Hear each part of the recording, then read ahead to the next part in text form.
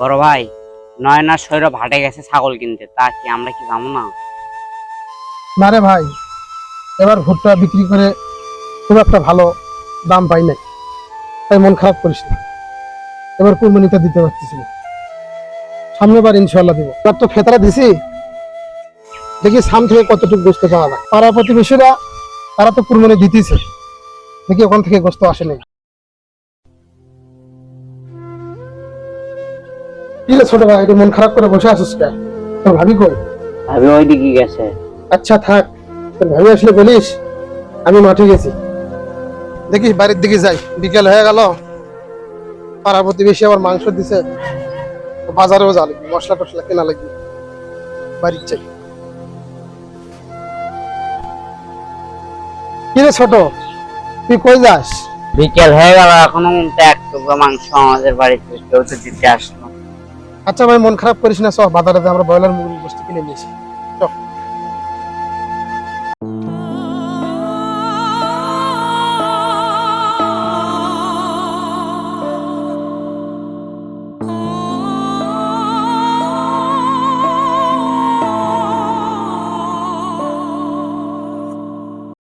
কি ব্যাপার শহীদ, ছোট ভাইকে নিয়ে কোথায় যাস?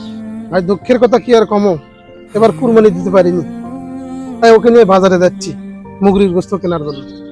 ভাই, কুরবানি কি সবাই দিতে পারে? আল্লাহ পাক যার সামর্থ্য দিয়েছে তাই কুরবানি দেবে, সেটার জন্য ভাই মন খারাপের কিছু নাই।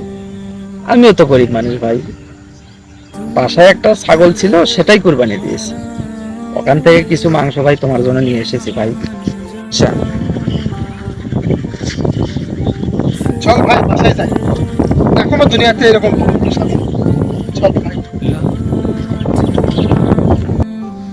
এই শহীদের মতো অনেক পরিবার আছে যারা কুরবানির দিন মাংস পায় না।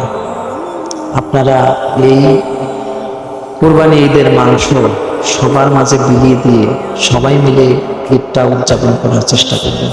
ধন্যবাদ।